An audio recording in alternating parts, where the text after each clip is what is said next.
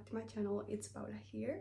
So I did a little trip recently. I went with my boyfriend to Madrid, which is the capital of Spain, and from Madrid I joined my friends on a little girls trip in Oviedo. Now if you don't know, Oviedo is a city in the north of Spain, and while I was in Oviedo I also visited Gijón, which is another city in the north of Spain that it's known for having a lot of libraries. So I did get some books in my trip, which I probably wouldn't have been able to do if I hadn't gone by train. Going by train means that I didn't have a weight specific or like specific like limits.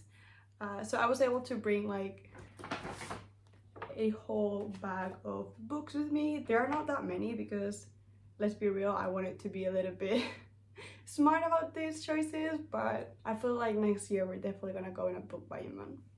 But yeah, let's talk about the books that I got and where I got them, because I've gotten them from I think 3 different places. So the first book that I got on my trip was not actually from a bookstore. It was from one of the places that I visited while I was in Madrid. When I was in Madrid, I was with my boyfriend and we went to the planetarium just to see the exhibition and to see this one specific show on the dome about black holes, I believe it was.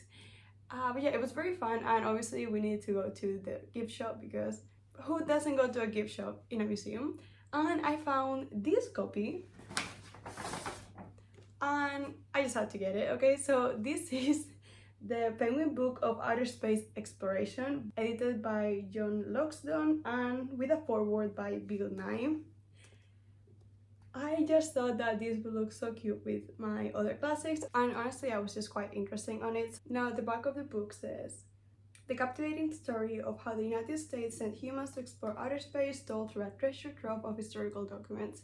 Among all the technological accomplishments of the last century, none has captured our imagination more deeply than the movement of humans into outer space. From Sputnik to SpaceX, the story of that journey is told here as never before, weaving together essential documents from the space program's history with expert narrative guidance. These pages unfold with enthralling artifacts of space history, including first-hand accounts of historic space missions and so much more to delight anyone who has ever dreamed of soaring among the stars."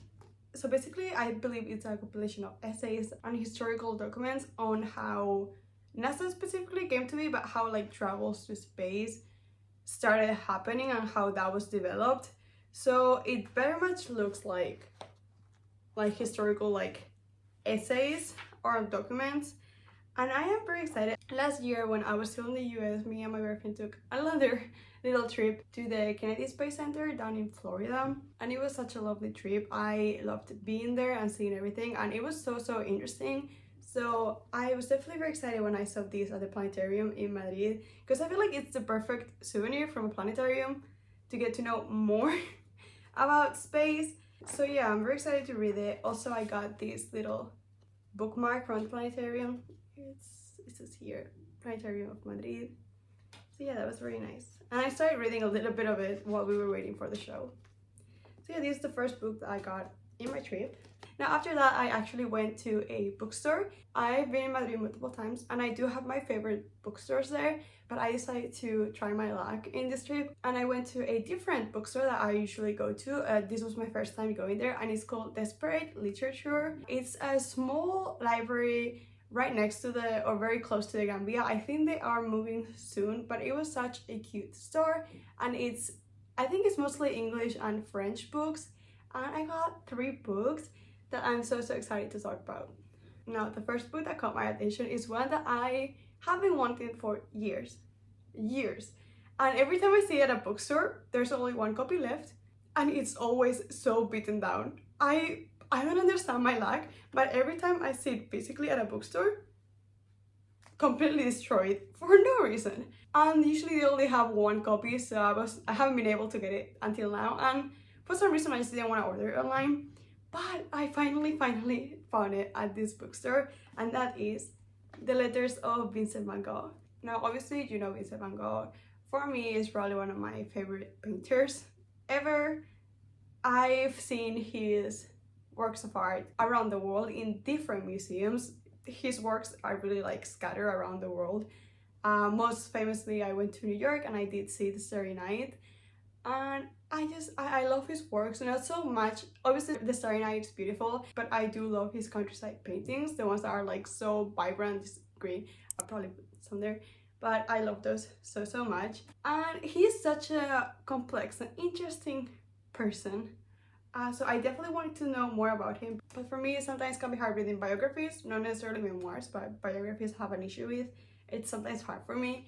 And I did read Letters to a Young Poet by Rilke, which is in the same edition as this. And I think I am really gonna enjoy this format. So the back of the book says, few artists' letters are as self-revelatory as Vincent van Gogh's. And this selection, spanning his artistic career, sheds light on every facet of the life and work of his complex and tortured man. Engaging candidly and movingly with his religious struggles, his ill-fated search for love, his attacks of mental illness, and his relationship with his brother Theo. The letters contradict the popular image of Van Gogh as an antisocial madman and a martyr to art, showing instead a man of great emotional and spiritual depths. Above all, they stand as an intense personal narrative of artistic development and a unique account of the process of creation. I've also looked a little bit at the pages and I've seen that there are sketches that he included in his letters. So I am so excited to read this book. I think it's one that I'm gonna be reading very slowly because again, this is non-fiction, this is a bunch of letters. So I just want to take my time with it. Now, the second book that caught my eye in this store was one that I've also been looking at for a long time, and okay, no one kill me. I already have a copy of this, but I'll explain it. Okay, so the book that I saw is The Bell Jar by Sylvia Plath in this beautiful edition. Now, I have to say, I've not seen this edition in Spain so far. I've only seen the blue one with the shoes. I think I'll put it here. So I think that is the UK version and this is the US version, I believe. Don't quote me on that. But this is the first time that I've actually seen it in this edition in Spain, so I had to get it because I don't think you can even get this edition in Amazon. Again, I'm not so sure. At least in Spain. And it is so pretty. I've been wanting to read this book for so long, and again, I do have a copy already, and that is my illustrated copy of The Bell Jar. Now, the reason why I got this one, even though I had this one already, is that although beautiful, because it's generally one of the most beautiful copies that I have, this is written in, well, this is translated into Spanish. And here's the thing about me is if I know how to read the original language of the text, I will want to read it in its original language. So this is definitely one of the books that I like to collect because it's beautiful and it's illustrated, but this will be the book that I will actually read because again, this is the original language. And I'm gonna be so honest, I only do this in Spanish and in English. Like if the book was originally written in Spanish, I'll read them in Spanish. If it was originally written in English, I'll read it in English. And if the original language is something like, you know, Japanese, German, French, and I do not know that language, I know a little bit of French, but that's not enough to read a full-length novel. I will just get the translation that is more available to me, either Spanish or English. So The Bell Jar by Sylvia Plath. I don't know exactly what this book is about, but I do know that it is quite biographical of her life. At least there's a lot of things in common between the character here and Sylvia Plath herself. I have not read the unabridged journals of Sylvia Plath, but I have seen people read these two kind of at the same time or like close together, and they can see a lot of similitudes between Sylvia's diaries and her character in this book. So I'm very excited.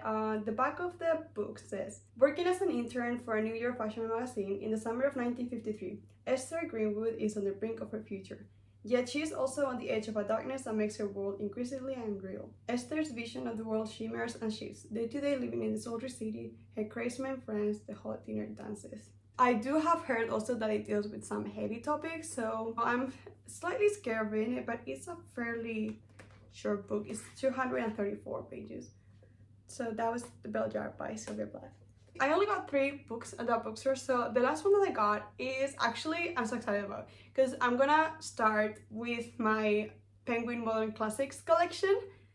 You know, those pale blue books. So I have the Black Penguin Classics, and I'm so excited to start the Modern Penguin Classics. I'm so excited to start this collection with Near to the Wild Heart by Clarice Lispector. Now, actually, this copy is the most special out of all of them because it actually has a stamp from the library that I went to.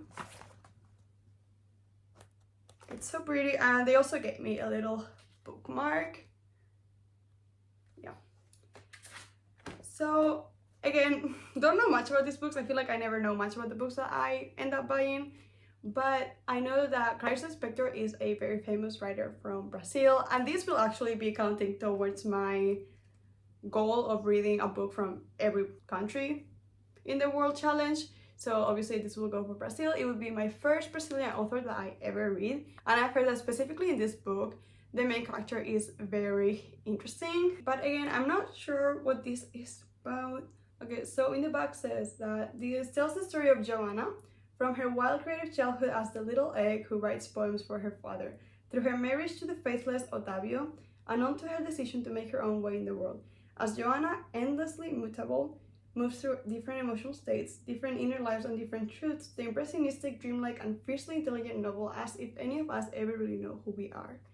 So that sounds very good, and I'm definitely so ready to delve into Lispector's way of writing, because I've heard that it is very immersive, very interesting. So I'm so excited. And again, this is not a very long book. This is 194 pages, and definitely if I do like this book, I'm hoping to collect more of the modern painting classics of Lispector, because I think that would look very, very pretty.